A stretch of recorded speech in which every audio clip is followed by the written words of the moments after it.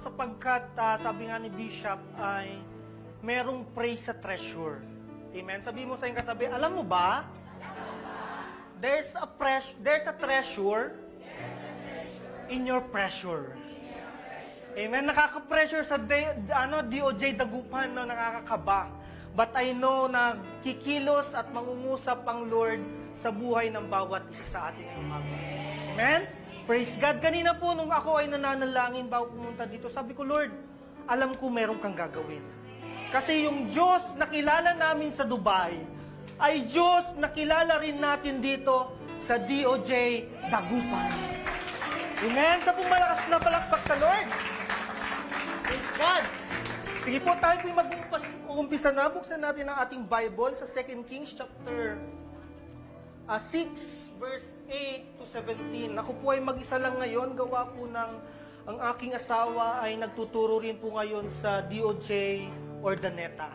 Sinusulit po namin habang kami po ay nandito pa at kami po babalik na ng May 13. Yan.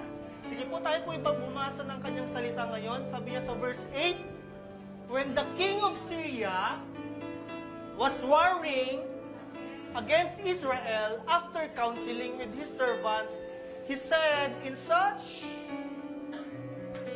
Yan. Sa mga pabasa.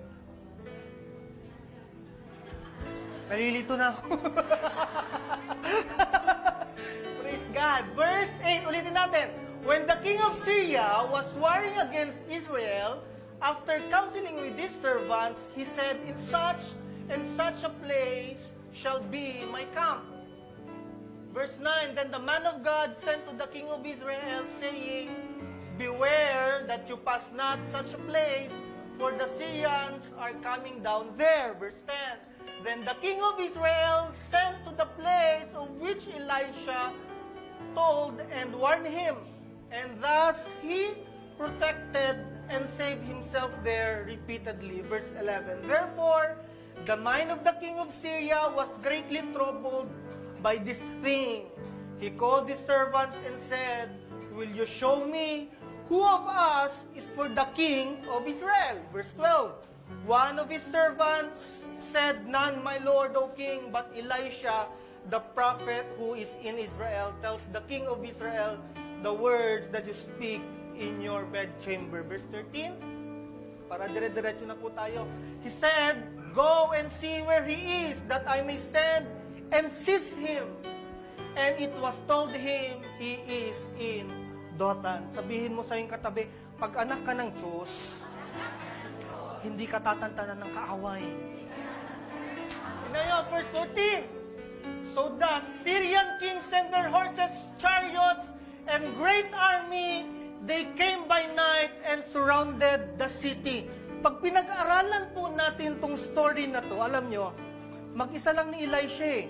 Dalawa sila kasama ng servant niya. Pero bakit kailangang magpadala ng mga great army?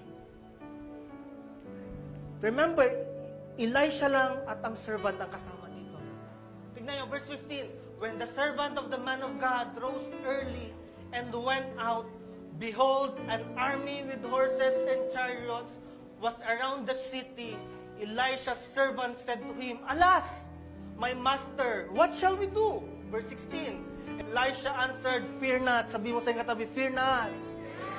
For those with us are more than those with them. Woo! Verse 17, then Elisha prayed, Lord, I pray you, open his eyes that he may see. Sabi mo sa iyong katabi, bubuksan ng Diyos ang iyong mga mata ngayong umaga. That he may see, and the Lord opened the young man's eyes. Sinong gustong buksan ng Lord ang kanyang mga mata ngayon? Sabi niya, and he saw, and behold, the mountain was full of horses and chariots of fire round about Elisha. Kaya anuman ang pinagdadaanan ng bawat isa sa atin ngayon, sabihin mo sa iyong katabi, hindi ka nag-iisa! Woo! Hallelujah! Tayo po yung mukha at manalangin. Ama, ikaw ang Diyos na tapat sa amin. The God we know who never changed in our life. Isang Diyos na tapat. Isang Diyos na hindi nagbabago. Patuloy na nagpapalakas sa amin. Dakila ka sa aming buhay. Lord, wala kang katulad sa lugar na to. May hangganan yung lakas na natatanggap namin sa mga tao. Comfort ng tao, Panginoon. But one thing we know, you are the God who always understands us when we are weak. You are the God who strengthened us, who comfort us. Kaya nga, Panginoon, sa umagang ito, Diyos, patuloy kang magpapakilala sa amin. Ipapakita mo sa amin, Panginoon, na habang kami ay naglilingkod, nananampalataya sa iyo, Panginoon, patuloy kang magpapakilala sa amin sa bawat araw ng buhay namin. This is the God I know, the God who is powerful, the God who gives strength in our life. Lord, hindi kami papayag, Panginoon, na hindi ka magpapakilala sa aming pamilya, sa mga taong nakasurround sa amin. Open our eyes this morning, God. Kaya nga, O Diyos, dalangin ko na ikaw lamang, Ama, ang siyang makita. Ikaw ang siyang maranasan. Itago mo, Panginoon, ang iyong lingkod sa iyong likuran. Napakabuti mo, napakadakila mo sa pangalan ni Jesus. Amen and amen. Praise God. So the title of my message for this morning, The God I Know. Pakisabi nga po natin, The God I Know. Gaano nga ba natin kakilala ang Diyos sa buhay natin? Nung hindi pa po ako uma-attend, ang taong nag-church, kilala ko ang Diyos. Kilala ko ang Diyos na sumasagot sa mga panalangin ko. Nung nakakilala ko sa Lord, akala ko kilala ko na ang Lord. Pero isang bagay na natutunan ko habang naglilingkod sa Lord, patuloy siyang nagpapakilala sa bawat araw ng buhay natin. Amen? Alam niyo po, I've got married 2 years ago, and sabi ko, akala ko kilala ko na yung sarili ko. Pero nung nag-asawa ako, sabi ko, iba pala yung pag-aasawa. Akala ko kilala ko na yung sarili ko, pero hindi pala ganun kadali. Mas makikilala mo yung tunay na sarili mo kapag nagkaroon ka ng relasyon sa tao. Ganon din sa Lord. Mas makikilala mo yung sarili mo kapag meron kang tamang relasyon sa Panginoon. Amen? Ang ganda po nung preaching ni Bishop last week. Sino pong nakatanda nung preaching ni Bishop last week? Yung unlock the pasture. Sabi niya doon, darating ka sa point na ilalabas ka ng Lord sa isang lugar na nakasanayan mo na. Alam mo, ganun din si Elisha during that time. Natagpuan siya ni Elijah, nagplaplaw lang sa field. Inilabas siya ng Lord. Minsan inilalabas tayo ng Lord kasi alam ng Diyos na meron mas maganda pa siyang plano sa buhay natin. Nandito ka ngayon kasi hindi para na-invite tayo. Nandito tayo ngayon hindi dahil Sunday. Nandito tayo ngayon kasi gusto pa nating makilala ang Lord. Tanungin mo nga yung katabi mo, bakit ka ba nandito? Amen? So, nilalang tayo ng Lord. Sabi ni Bishop last week, nilalang tayo ng Lord para may alagaan. Ganon din si Elisha, meron siyang servant. Meron siyang inaalagaan, meron siyang successor. At marami sa atin dito, darating sa point, meron ka na ring aalagaan. Sabihin mo sa iyong katabi, darating sa point na meron ka ng aalagaan. Amen? So, meron pa isang point, dadaanan ko lang yung preaching ni Bishop last week na sabi niya, your faith determines your capability. Hanggang saan yung pananampalataya natin sa pagkakakilala natin sa Diyos. Habang ako po ay lumalago at naglilingkod sa Panginoon, ang dami pong itinuturo ang Lord. Kung paano umunawa, kung paano umintindi, kung paano bumaba. And this is the God I know. Wala pong ibang makakaintindi sa bawat isa sa atin, kundi ang Diyos lamang. Ang tao, hindi tayo maiintindihan. Not all the time, they will understand us. Pero merong isang Diyos na laging iintindi at uunawa sa iyo. Amen. Sabi mo sa iyong katabi, pasensya ka na kung di kita naiintindihan. Amen. So next slide po. Meron ako nilagay dito eh. Sabi niya, God always has us on His mind even when we don't realize it. Minsan, ang Diyos, nakakalimutan natin, pero ang Lord, alam niyo, minsan nakakalimutan natin siya. Pero patuloy pa rin siya magpapakilala sa atin. Sabi niya, even when we don't realize it, He is taking care of everything. Sabi mo sa iyong katabi, ano man yung nasa isip mo ngayon, He is taking everything. Sabi niya, He is taking care of everything we need. Sometimes we look around but don't see what's going on. Hindi man po natin naiintindihan ngayon kung ano yung nararanasan natin, pero alam ko, kumikilos ang Diyos sa buhay mo. Amen? So, the greatest weapon po ng bawat isa sa atin ay isa lang. The greatest weapon in everything na kinakaharap natin sa buhay ay ang mahalaga, kasama mo ang Diyos. That's the greatest weapon. This is the God I know. The God I know na kaya kong sandalan. The God I know na kaya kong lapitan sa anumang oras. Kanino po ba tayo lumalapit kapag tayo ay nangangailangan? Pag nangangailangan tayo ng budget, kanino tayo lumalapit? Magsisend tayo sa messenger, kumusta?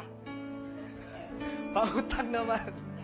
O kay Bombay na sinasabi natin, kapag tayo ay nalulungkot, kanino tayo lumalapit?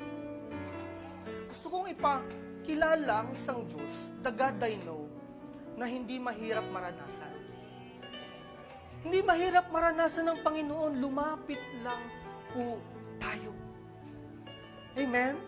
Ang sabi ng Isaiah chapter 45, verse 5 to 6, dito na lang po sa akin. Ang sabi niya, I am the Lord, there is no other God. I have equipped you for battle. Ito ko, anak. Diyos mo ako. Ang sabi niya, I have equipped you for battle. So, ibig sabihin, kapag tayo pala ay naglilingkod, nagpapatuloy sa Panginoon, nakikinig ng Bible study, umaattend ng Sunday service, hinahanda ka ng Diyos sa mas magagandang bagay pa na pwedeng gawin niya sa buhay mo. Woo! Amen? Sabi niya, there is no other God. I have equipped you for battle, though you don't even know me. So all the world from east to west will know there is no other God. I am the Lord and there is no other. Ang Diyos ang magpapakilala sa iyo sa kapitbahay mo. Mga taong nakapaligid sa iyo, hindi dahil ikaw ay mabuti, ngunit ito yung Diyos na kilala ko. The God I know, the God who is powerful. Amen? You know, hindi ko po in-expect na magpapastor ako. Dumanda ko ng UL kanina, sabi ko, Lord, dati nabangan lang ako ng ice pick dyan sa labas. Dati nakikipag-away lang kami sa City High. Dyan sa St. John. Hello, hindi ko na-expect na magiging ganito po yung pagkatawag ng Lord sa buhay ko. Amen, dyan po kasi ako nag-high school sa UL. At gaya nga po ng sabi ni Bishop, ay si Bishop po ang nagparal sa akin ng high school. And glory to God po, hindi ko naiintindihan yung mga bagay na yun noon. Pero alam mo, as time goes by, ipre-prepare ka pala ng Lord sa magandang bagay. Ano man yung nararanasan natin sa loob ng pamilya, ano man yung hindi pagkakaintindihan, hindi pagkakaunawaan, the Lord is preparing you for battle. Ikaw, sabihin mo sa iyong katabi, alam mo ba? Ikaw yung representative ng family mo. Amen? So, pakinggan nyo maigi ito. In your every battle, Remember that God is with you. Lagi mong tatandaan kasama mo ang Diyos. Hello, bakit minsan nakakalimutan natin, nakasama natin ang Diyos? Alam mo bakit? Natatakpan kasi yun ng problema. Ito yung salita na nakikita natin. Bakit madalas yung problema yung nakikita natin? Amen? Tanong, gaano mo kakilala ang Diyos? This is the God I know. Ito po yung Diyos ko ngayon. Na habang ako'y nananampalataya, naglilingkod sa Diyos, patuloy siyang nagpapakilala sa akin. Paano? Through other people, sa mga mananampalataya na kasama ko. Maraming beses gusto kong sumuko, but the Lord is always using other people para mas maintindihan ko pa yung sitwasyon na yun. Kaya hindi, sabi mo sa iyong katabi, hindi mo kaya mag-isa. Sabi mo sa iyong katabi, kailangan kita. Hello, kailangan natin ng mga tao na mag-guide sa atin para maunawaan natin yung bawat sitwasyon natin sa buhay. Hindi man natin maintindihan ngayon, gagamit at gagamit ang Diyos ng mga tao para maintindihan mo kung ano yung katatayuan mo ngayon. Hello? Amen. So the Lord is equipping you in every battle. The Lord is equipping us. Number 1, sabi niya, number 1 point natin, God knows what we need before we need it. Woo! Sino marami pangangailangan sa Lord? Alam na ng Diyos yung pangangailangan mo bago mo pa ito kailanganin.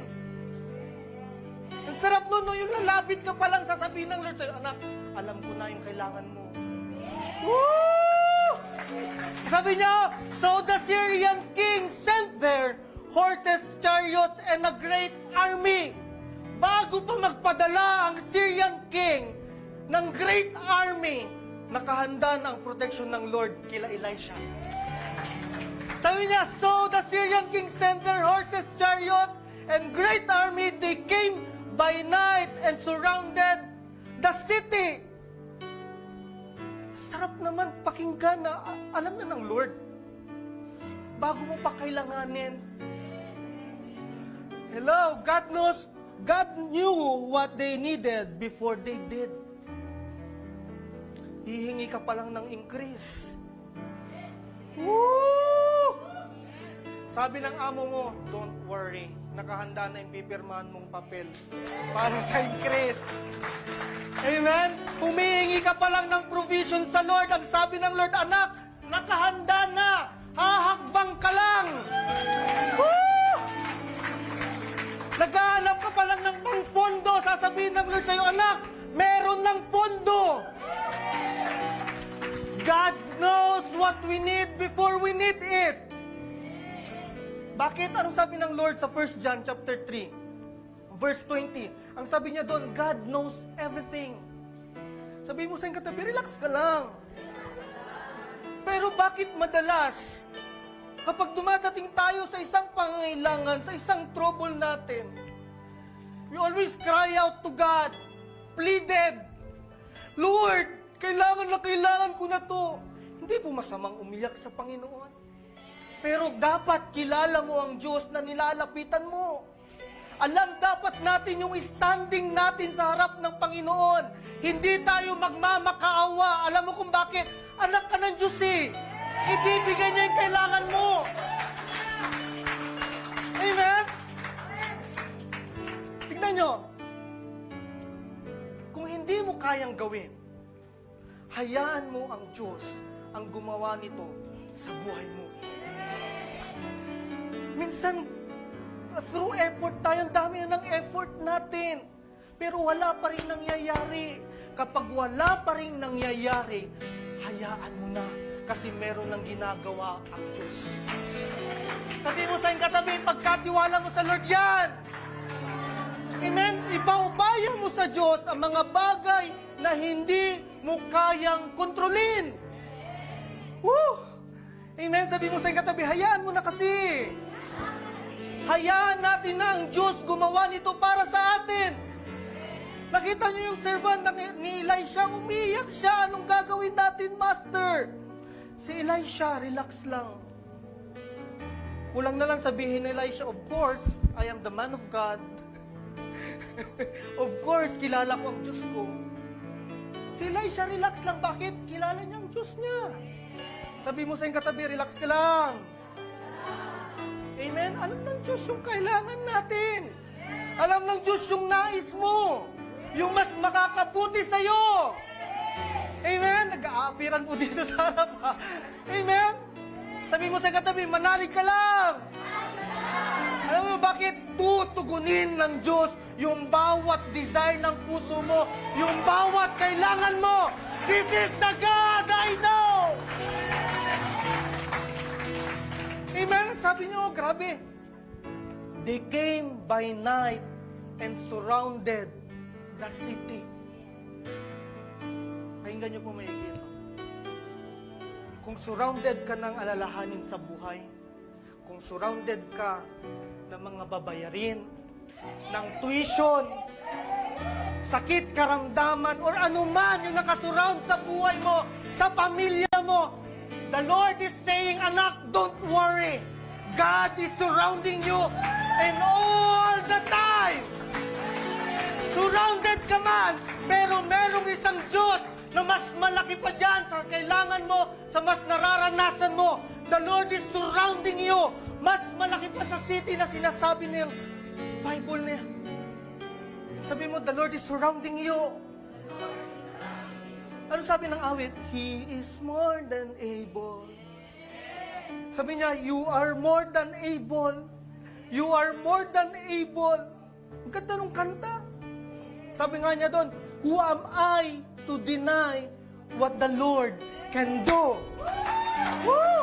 Sino ako para i-deny yung pwedeng gawin ng Diyos sa buhay ko at sa pamilya ko? Amen? Who am I to deny? Kung sa tingin natin sa loob ng pamilya natin, parang wala nang mangyayari, sasabihin ko sa iyo, this is the God I know. Patuloy na inaayos ng Diyos yung pamilya ng bawat isa sa atin, even our family. Nung time na kami ay nag-uumpisa maglingkod magkapatid ni Pastor June ng Tarlac, on and off pa noon si Papa sa pag-attend ng church, praying for them. Hindi namin expect, tatlo na kami pastor. Pastor ng Tarlac, pastor ng Ordaneta. At ang sabi sa akin ni Pastor Boss, anak, uwi ka na lang dito. Pagtulungan na lang natin ang Ordaneta. Sabi ko kay Papa, sana ganun kadali pa mag-decide. Pero alam nyo, yung Diyos na kilala ko ay patuloy na nagpapakilala. Sabi ni Bishop kanina, sa pressure, ikanta mo lang yan. Amen? Tingnan niyo, pansinin niyo, pag nasa madilim ka na lugar, maraming tao pag nasa madilim na lugar, ano madalas na ginagawa? Kumakanta sila. Napapa-alive nga sila. Bakit? Natatakot eh. Merong kapangyarihan sa pagkanta. Eh paano pa ngayon? Kinakantahan natin ang isang Diyos na buhay. Mas makapangyarihan yun. Sabi mo sa iyong katabi, mas makapangyarihan yung Diyos natin. Number 2, bibilisan ko na po. At meron pa po tayong Thanksgiving sa Mongkada. God will stand more than it takes to take care of it. Sabi niya, God will send more than it takes to take care of it.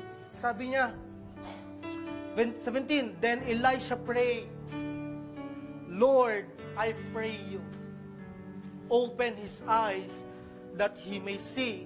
And the Lord opened the young man's eyes, and he saw, and behold, the mountain was full of horses and chariots of fire round about Elisha. Anong ginawa ni Elisha? Prayed. He kneeled down. Pakinggan niyo po maigi ito. When the child of God begin to kneel and pray, that's the beginning of the war to enemy. Umpisahan mo nang lumuhod. Hello? Umpisahan mo na umiyak sa Panginoon. Iiyak natin yung pamilya natin, yung mga kaibigan natin, yung mga taong nakasurround sa atin na gamitin tayong vessel. Sabi niya, God will send more than it takes to take care of it. Hindi ka nag-iisa. Laging magpapadala ang Diyos para makasama mo. Amen? Come on, give your best clap to the Lord. Pinuhin niyo yun, sabi niya, the mountain was full of horses and chariots of fire around Elisha. The mountain was full of horses and chariots of fire around Elisha. Dalawa lang naman sila eh. Bakit kailangan ng great army? Kung tutusin, kaya naman ng Diyos yun eh. Bakit? Sinabi niya sa Isaiah chapter 37, verse 36, sabi niya, the angel of the Lord went forth and smote in the camp of the Assyrians 180,5,000, and when they arose early in the morning, they were all dead corpses. Merong 185,000 na mga Assyrians. Pero nagpadala ang Diyos ng isang anghel lang. Isang anghel pa lang yun. Yung nakita nila, nakarami na yun, kayang-kaya namang isang pitik lang ng Lord yun eh. Amen? Ibig sabihin, kayang-kayang i-wipe out ng Lord yung chariots na yun. Amen? Sa isang gabi lang, to protect His people, His prophet Elisha. Ano yung gustong patunayan ng Diyos dito? Anong gustong patunayan ng Diyos sa buhay ng bawat isa sa atin? He can take care of everything. Hindi hahayaan ng Diyos na hanggang dito lang tayo. Na hanggang ganyan lang yung family mo. Na hanggang ganyan lang yung trabaho mo, yung sahod mo. He can take care of it. Ang sabi ng Psalms chapter 23, verse 1. Paki-flash nga yung Psalms 23, verse 1.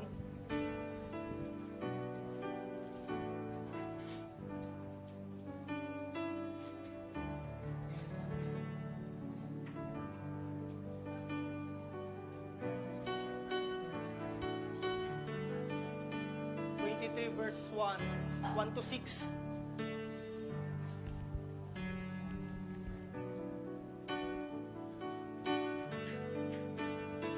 Hallelujah.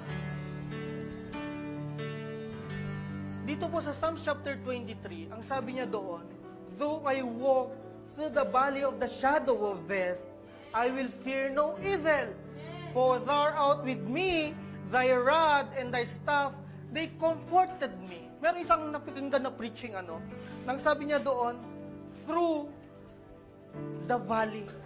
Hindi niya sinabing not in the valley. Pakisabi nga natin, through the valley. Ibig sabihin, pag sinabi pala niyang through the valley, you are journeying with God. Saan ka man magpunta, kasama mo ang Lord na nagjo-journey sa bawat hakbang mo sa buhay. Amen? You are journeying at habang ikaw ay nagjo-journey, you are getting stronger. Gaya ni Elisha, habang siya ay nagpapatuloy sa Panginoon, mas lalo siyang pinapalakas ng Diyos. This is the God I know. Sabi mo sa katabi, you are getting stronger. Amen. Kaya wag po tayo magpipray sa Panginoon na tanggalin ang problema. Amen? Dapat ang prayer natin, Panginoon, gusto ko pang magkaroon ng pananampalataya habang may problema. Woo! Amen? Dapat ang prayer po natin, gusto kong lumakas habang may problema. Minsan kasi ang prayer natin, nakatawan layo, problema na naman. Ang sakit-sakit lang yung ulok. Amen? Dapat palang prayer natin, Lord, gusto kong lumakas habang may problema. Lord, gusto kong tumalino ako habang may pinagdadaanan. Amen? Ngayon, ang prayer natin dapat is, Lord, huwag mong tanggalin ang problema. Lord, dagdagan mo pa. Bakit? mas lalo nating nakikilala ang Diyos sa buhay natin pag may problema. Minsan nakakalimutan natin ng Diyos kasi wala tayong, parang hindi tayo hirap na hirap. Kaya yung problema natin ngayon, nagpapakilala ang Diyos sa'yo. Amen? Kasi mas maraming problema, anong meron? Mas maraming lakas ang Lord. Patong-patong na lakas. Ito yung problema mo, dobling lakas ng Panginoon. Pag natapos mo itong problema na to, another problem, anong mangyayari? Double portion ulit, mas malakas pa ulit na lakas na nanggagaling sa Panginoon. Sabi mo sa iyong katabi-tapikin mo, kayang-kaya mo yan. Why? God is always with me. This is the God I know. He is always doing what needs to be done for me. Tawag lang tayo sa Lord. Gaya ni Elisha. Lumapit lang. Just call. The God of Elisha is the same God of Jeremiah chapter 33, verse 3, that you will call unto me and you will answer me and give unsearchable things. The same God I know. Sabi mo sa iyong katabi, tawag lang sa Lord. Kasi bakit minsan napapagod tayong tumawag, napapagod tayong lumapit sa Panginoon kasi akala natin hindi tayo naririnig ng Diyos. Amen? May mga panahon na akala mo hindi ka naririnig ng Lord. Hindi naririnig ng Lord yung bawat panalangin mo. Pero sasabihin ko sa iyo, this is the God I know. Meron siyang ginagawa sa buhay mo. Amen? Alam ng Diyos kung ano yung laman ng puso mo ngayon. Alam ng Diyos kung paano ka umiiyak sa Kanya, na hindi nakikita man ng ibang tao, pero tinitignan yun ng Diyos, sinasalo niya yung bawat luha mo. This is the God I know. And remember, in the midst of unpleasant things, remember na kapag tayo ay nasa gitna ng hindi natin maintindihan kung ano yung nangyayari sa buhay natin, papakita ng Lord naman sa buhay mo yung great and marvelous things sa buhay mo. Amen? Dapat matutunan po natin na mas lalo pang makilala ang Diyos sa buhay natin. The God I know. Magpasalamat ka sa Diyos kung ano yung nararanasan mo ngayon. Pasalamat tayo sa Lord. Kasi buhay pa rin tayo. Magpasalamat tayo sa Lord. Kasi hindi naman iaalaw ng Lord yan na hindi mo kaya mapagtagumpayan. Hindi naman iaalaw ng Lord yung laban na yon na hindi ka niya sasamahan. Amen? Sabi mo, panghawakan mo yung salita ng Lord. Panghawakan natin yung pangako niya na sasamahan niya tayo. Pagtatanggumpayin ka niya sa bawat laban mo. Amen? Sabi mo sa iyong katabi, magpakatatag ka. Amen? Last, number 3. God can fix it even if we don't believe it. Woo! Isang bagay na naaalala ko, bago po dumating yung prayer mountain natin, lagi sinasabi ni Bishop, walang gustong maniwala na magkakaroon ng prayer mountain. Habang nagdadrive si Bishop, galing kami Bible study, tuwang-tuwa kami. Pinag-uusapan namin yung prayer mountain. Wala pang prayer mountain noon. Sabi ko sa kanya, Tito, meron po kasing malaking flag ng ano doon ng UAE. Sabi ko, ang sarap no? Tignan. Sa prayer mountain na meron tayong malaking flag. Tapos flag ng Dunamis. At kapag meron mga taong pupuntang mananalangin, magtatanong sila, saan po yung prayer mountain ng Dunamis? At sasabihin nila, doon sa malaking flag na yun. God can fix it if even if you don't believe it. Hindi paniniwalaan ng tao yung mga tinatanggap mong pangako sa Panginoon. Ngunit kung alam mo ang Diyos na buhay sa buhay mo, sasabihin ko sa'yo, patutunayan ito ng Lord sa buhay mo. Dati prayer lang ni Bishop yung prayer mountain. Walang gustong maniwala. Pinag-uusapan lang namin dati. Ito na. And we pray for more. Marami pang gagawin ng Lord sa buhay ng bawat isa sa atin. Dito, sa DOJ Dagupan, darating ang panahon. Magkakaroon ng sariling lupa. Magkakaroon ng sariling church. At yung mga mukhang yan yung mga gagamitin ng Lord sa mga taong parating pa dito sa lugar na to. Sabihin mo sa iyong katabi, kaya ikaw, huwag kang a-absent. Amen?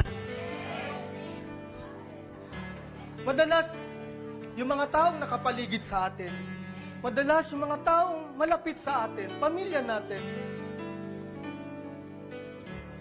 isang bagay minsan na nakakasakit at malungkot ay minsan sila yung mga tao na ine-expect natin na magpapalakas sa atin, na mag-i-encourage sa atin. Kaya nga nagpapakilala ang Lord sa atin. Wala tayong ibang aasahan kundi ang Lord lang. Kahit hindi ka nila paniwalaan, ang mahalaga, pinaniniwalaan ka ng Diyos. Kung sa paningin natin, parang hindi na maaayos yung problema sa loob ng pamilya, hindi pagkakaunawaan. Alam mo, meron po akong na-meet sa Dubai, isa sa mga bagong member natin sa loob ng church sa Dubai. Manager po siya ng isang hotel. May Bible study po tayo doon ngayon. Sabi niya, Pastor, hindi ko na maintindihan eh. Yung asawa ko, gusto namin maghiwalay kasi hindi naman kami nag-uusap eh. Sa paningin niya, sa paniniwala niya, hindi na kayang ayusin. Meron siyang isang kaibigan, ina-advisean siya na hiwalayan na lang. Kaya napakahalaga po ng mga taong nasa paligid natin, kasamang mananampalataya. Sabi ko, alam mo, hindi kanya binigyan ng advice. Binigyan kanya ng decision para hiwalayan siya. Pero para sa akin, this is the God I know.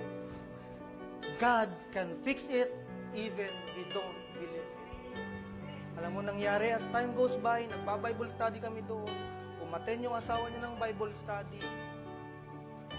Unti-unting ni-restore ng Lord. Alam niyo nangyari? Nagkaroon sila ng pangalawang baby. Sabi ko, alam mo ba? Yan ang nagsisimbolo ng restoration ng relationship ng mag-asawa. Nung nag-pray ako, pinag-pray ko siya, sis, alam mo, nakakita ko ng promotion sa'yo. Ang sabi niya sa akin, Pas, wala na akong hinihintay na promotion. Sabi niya, bakit naman? 8 years na ako sa company, manager ako. Sabi niya, itong baby na to siguro, Pas, yung nakita mo na promotion. Sabi ko, hindi yan yun, sis eh. Alam mo, hindi natin pwedeng limitahan ng Lord. After a week, pinatawag siya ng boss niya. Alam mo, for the glory of God, tuwang-tuwa siya, sabi niya, Pas, totoo yung sinabi ng Lord na merong promotion. Binigyan siya ng bahay, pinapatira siya ng bahay, i-increasean siya. For almost 8 years, hindi niya naranasan yung promotion na yon. Dinagdagan siya ng tao, mas lalong lumawak yung mga tao na hinahawakan niya. Sa paningin niya ng una, wala nang mangyayari sa relasyon nilang mag-asawa. Pero dinagdagan pa ng Diyos, siksik, liglig, at umaapaw pa. Hello, ang sabi ng second point natin kanina, ano yung sabi ng second point natin kanina? God will send more than it takes to take care of it. Ano yung first point natin? Maganda po yung first point natin eh. God God knows we need before we need it. Pakinggan nyo maigi ito. Humahakbang ka pa lang, alam na ng Lord. Maghuhulog ka pa lang sa offering box. Woo! Uhulog ka pa lang dito. Alam na ng Diyos kung ano yung ibabalik niya sa'yo. Gumagawa ka pa lang ng isang bagay para sa Panginoon. Alam niya na kung kailan at kung anong oras at kung anong araw pwede niyang ibigay sa'yo. Hindi mo man maintindihan ngayon, inaayos na ng Diyos. Maayos na. Hahakbangan mo na lang. Sabihin mo sa iyong katabi, excited ka na ba? Amen? Grabe. Sa pagtatapos ko po, God will take care of it. Ano man yung nararanasan mo ngayon. Maniwala lang tayo. Learn to believe that He can fix it. Ang ibig sabihin po, ang Hebrew word po ng believe is aman. A-M-A-N. Ibig sabihin ng aman is to render, to be firm, to trust on something. Ibig sabihin, habang tayo ay naniniwala, anuman yung wagayway, anuman yung shaking ng problema sa'yo, nananatili kang nakatayo at naniniwala na may gagawin ang Diyos sa buhay mo. He can fix it. May problema, hakbang, Lord, you can fix it. Nakikita mo yung tatay mo, yung magulang mo, you can fix it, Lord, I believe. Pakisabi nga natin, aman. Amen? Tinignan ko rin po yung belief, no? Sa Greek word is pisteo. It means persuaded, to have confidence, to have inner and higher prerogative, and have intellectual faith. Grabe, ano? So, minsan, sometimes, no? Sa buhay natin, meron kasing tendency na tumitigil tayong maniwala. But still, there's that something inside of us na parang gusto ko ulit maniwala. Hello, bakit kaya ganon? Alam niyo kung bakit? It is because this desire was planted by God Himself. Meron nang nakatanim sa'yo. Meron nang nag-uudyok sa'yo na maniwala ulit. Sabi mo sa iyong katabi, maniwala ka lang. Maniwala ka lang. Amen?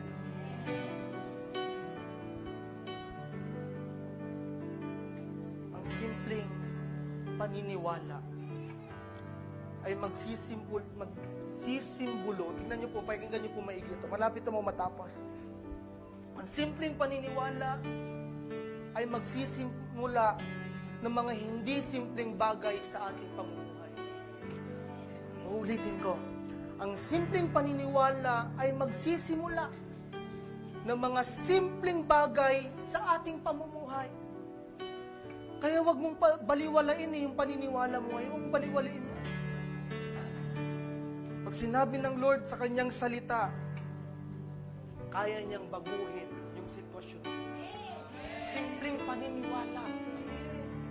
Amen. The moment you pray, kaya ni Elisha, you are not just praying, you are entering to another realm. Yung entrance natin dapat may kasamang paniniwala. Yung pag-awit natin sa Panginoon, may kasamang paniniwala. Amen? Praise God. Ang sabi ni Elisha, so the Lord opened the eyes. Sabi mo sa iyong katabi, handa na bang mabuksan yung mga mata mo? Ano, bakit? Ang prayer of faith lang pala ang may kakayanang gawing posible ang imposible. Sabi mo, yung prayer of faith mo, yan yung may kakayanan gawing posible ang imposible. Amen? Yung prayer na may belief, yung prayer na may paniniwala na magiging imposible.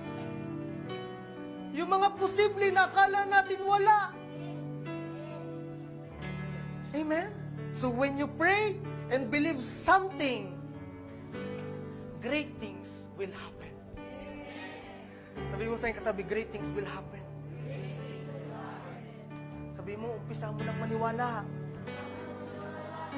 Amen? Bakit? Marami tayong, tingnan nyo, marami tayong pagkukulang, marami tayong pagkakamali. Pero dahil sa biyaya ng Lord, dahil sa biyaya ng Lord, ang lahat ng imposible ay pwedeng maging imposible. Magiging posible ang lahat dahil kasama mo ang Diyos. Amen? Tingnan nyo si Elisha. Sabi nyo, fear not, for those with us are more than those with them. Mas marami tayo. Sabi mo sa iyong katabi, relax ka lang. Mas marami tayo. Amen? Tayo po'y tumayo.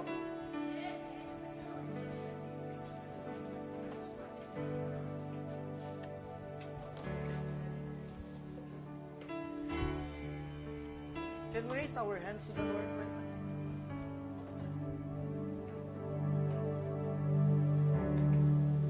Father, I pray sa buhay ng bawat isa sa amin, God. Lord, hindi tsamba, Panginoon, na nandirito kami ngayon. We thank you, God, for those people na ginagamit mo sa aming buhay, na nag-invite sa amin sa lugar na ito. This is the God I know. Kapatid, this is the God I know, isang Diyos na hindi tumitingin sa iyong pagkakamali. Isang Diyos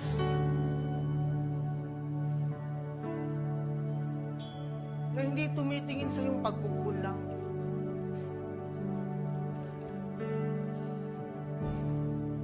Limitado yung comfort na maririnig mo sa tao. Ngunit alam mo ba, ngayong umagang ito, sinasabi ng Lord sa iyo ngayon, anak, nandito ka. Lumapit ka lang sa akin. Naghihintay ako lagi sa iyo.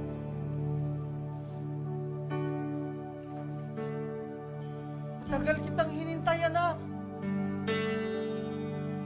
Hindi mo masabi yung nararamdaman mo sa ibang tao. Sabihin mo sa Lord ngayon, this is the God I know. Hindi ka nakakapag-open, i-open mo lahat sa Lord. Ang Diyos na kilala ko ay Diyos na mapagpatawad. Father, we thank you, God, for this morning, Lord. Mangusap ka sa bawat isa sa amin.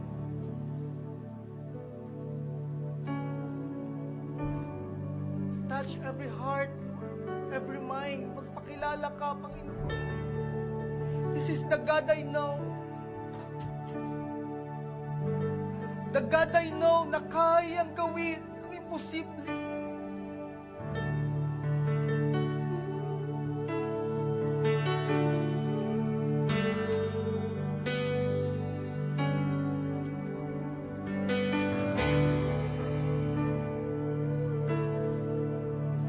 Open your mouth to the Lord. Buksan mo yung puso mo ngayon sa Panginoon. Magtapat sa harap ng Panginoon.